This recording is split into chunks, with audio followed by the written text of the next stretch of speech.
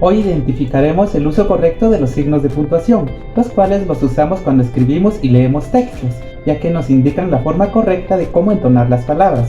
Esto es para comprender e interpretar correctamente el mensaje. Veamos. Y nuestra competencia del día de hoy es: expresa intenciones concretas de comunicación utilizando elementos normativos del lenguaje escrito. El punto indica cuando finaliza una frase, una oración, un párrafo o un texto. El punto y seguido se usa para separar oraciones o frases en un mismo párrafo. El punto y aparte aparece al final de un párrafo. Y el punto y final, como su nombre lo indica, aparece al final de un texto. La coma se utiliza para separar frases cortas. Por ejemplo, el partido, que fue vibrante, acabó en goleada. Se utiliza para separar varios elementos. Por ejemplo, Elena en su bolsón lleva cuadernos, libros, lápices, lapiceros, crayones, regla, borrador y sacapunta. También se utiliza para separar varios sustantivos sin conjunción. Por ejemplo, Juan, Miguel, Leticia y Doris fueron a una fiesta. El punto y coma indica una pausa mayor que la coma, pero menor que el punto. Se utiliza para separar los elementos de una oración larga en la que ya hay una o varias comas. Por ejemplo, el niño, feliz, corrió para su casa. Sus papás acababan de regresar. También se utiliza antes de las conjunciones pero, más, aunque, no obstante, sin embargo, por tanto. Esto cuando las oraciones son largas. Por ejemplo, entrenamos duro para ganar ese partido. Sin embargo, quedamos empatados. Seguimos con los puntos suspensivos, los cuales indican que la lectura continúa. Por ejemplo, contaron algunos chistes, adivinanzas, recitaron, cantaron, muy felices todos. Supone también un final impreciso. Por ejemplo, lo había amenazado de muchas formas cuando lo viera, por eso cuando lo encuentre. También se utiliza cuando se omite una parte de una cita textual, las primeras líneas de El Quijote de la Mancha, en un lugar de la Mancha de cuyo nombre no quiero acordarme. Y cuando se interrumpe lo que se está diciendo, porque ya se sabe lo que continúa, sobre todo en los dichos populares o en los refranes. Dime con quién andas. Lo que continúa sería y te diré quién eres, pero como ya se sabe ya no se escribe. A quien madruga, lo que continuaría sería Dios le ayuda, pero como ya se sabe tampoco se escribe. A caballo regalado. Los dos puntos se utilizan en varias situaciones. Por ejemplo, se usan antes de escribir una lista de elementos. Los puntos cardinales son norte, sur, este, oeste. Se utiliza en los saludos en las cartas. Señor director, 2 puntos. Estimada señora López, 2 puntos. Querida amiga, 2 puntos, etc. Se utiliza después de las palabras expone, certifica, suplica, declara, etc. Por ejemplo, certifica que el alumno José Hernández ha seguido asistiendo a los cursos de inglés. Se utiliza también antes de una cita textual. Jesús dijo, 2 puntos, amaos los unos a los otros. En los diálogos detrás de los verbos dijo, preguntó, contestó y sus sinónimos. Por ejemplo, entonces el lobo preguntó, 2 puntos, ¿a dónde vas, Caperucita? Y también se usan para hacer una pausa y para entonar correctamente los enunciados. Por ejemplo, hábitat es el lugar donde cada especie de planta o animal encuentra todo lo necesario para vivir.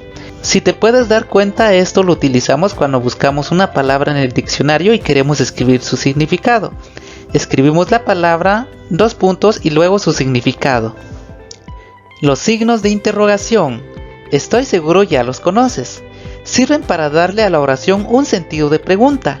Se colocan al inicio y al final de la oración. Cuando la lectura continúa, nunca se escribe punto después de estos signos. Estos se usan principalmente en las oraciones interrogativas, o sea, cuando realizas una pregunta escrita. ¿A dónde vamos? ¿Sabes quién viene hoy? ¿De mi lealtad acaso no te acuerdas? Cabe destacar que también debemos de darle el tono de pregunta, porque no es lo mismo decir ¿a dónde vamos? Que decir ¿a dónde vamos? O ¿sabes quién vino hoy? Que decir ¿sabes quién vino hoy? Y así sucesivamente. Ahora corresponden los signos de admiración. Son usados para exclamar, dar a conocer una emoción o una orden.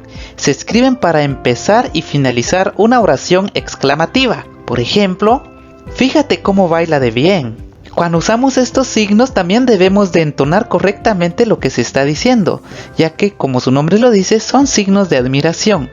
No es igual decir fíjate cómo baila de bien que decir fíjate cómo baila de bien. De igual forma se escriben al empezar y finalizar una oración imperativa, o sea, una oración que transmite orden. Por ejemplo, siéntate ahora mismo. No es igual que decir siéntate ahora mismo. Los signos de exclamación nos indican que debemos de darle un tono de orden a la oración. Y se escriben en las interjecciones. Ah, oh, va, hola, cielos, ay. Como nos podemos dar cuenta, debemos de entonar correctamente cuando se utilizan signos de admiración, ya sea expresando admiración por algo o dando órdenes. Seguimos con el guión mayor. Este se utiliza para hacer pausas o para cambiar de interlocutor en los diálogos escritos, como se puede observar en el siguiente ejemplo.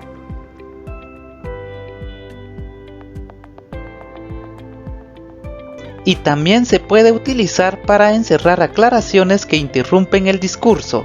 Por ejemplo, estuve esperando a Connie, una buena amiga, y no vino. Estas aclaraciones quizás se escriben por demás en un discurso, no tienen mucha importancia, pero que de vez en cuando se colocan para una mayor aclaración. Y como sabrás, corresponde el guión menor. Se utiliza al final de una línea para indicar que la palabra final sigue en la línea de abajo. Esto es muy común ya que lo utilizamos cuando estamos escribiendo y llegamos al final de una línea sin completar una palabra. Dejamos un guión para indicar de que esa palabra continúa en la siguiente línea. Pero también se utiliza para separar una palabra compuesta. Por ejemplo, maya, azteca, europeo, americano, enseñanza, aprendizaje. Continuamos con los paréntesis. En la escritura se utiliza para introducir fechas, para señalar cantidades ya sea en número o en letras. Por ejemplo, Virgilio Rodríguez Macal, 1916 a 1964, hombre de intensa y pintoresca vida. Tenemos otro ejemplo, dice, algunos opinan que la deforestación avanza a razón de 15.500 manzanas por año y que la reforestación cubre 7.000 manzanas de lo deforestado. Aquí se están utilizando los paréntesis para introducir cantidades. También se usa cuando se interrumpe el sentido de un discurso con una aclaración, sobre todo si este no tiene mucha relación con lo anterior. Antonella, la novia del goleador, es candidata a reina. Como lo dijimos, lo que está encerrado en paréntesis no tiene mucha relación con lo anterior o no tiene mucha importancia. Y se utiliza también para lograr otra opción en el texto. Por ejemplo, se busca niño A para una obra de teatro. Aquí está indicando de que ya sea niño o niña, cualquiera de los dos. Ahora veamos las comillas. Se usan al principio y al final de las frases que reproducen textualmente lo que ha dicho un personaje. Por ejemplo, Descartes dijo, pienso, luego existo. Cuando se quiere resaltar una palabra que no pertenece al idioma español, la lectura es mi hobby. También se utilizan cuando se reproducen los pensamientos de las personas en los textos narrativos. Por ejemplo, todos los abrazaban y saludaban, pero yo solo me preguntaba, ¿por qué será?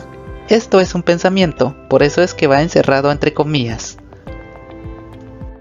y se utilizan cuando se citan títulos de artículos, poemas y cuadros. Leer el artículo Importancia decisiva de la lectura del periódico está bonito. En la exposición de pinturas estaba el cuadro de La Mona Lisa. Es el caso de hablar. Es un bonito poema que Miguel Ángel Asturias dedicó a la madre. Es muy importante tomar en cuenta el uso correcto de los signos de puntuación al momento de escribir o leer textos. Esto fue todo, nos vemos a la próxima.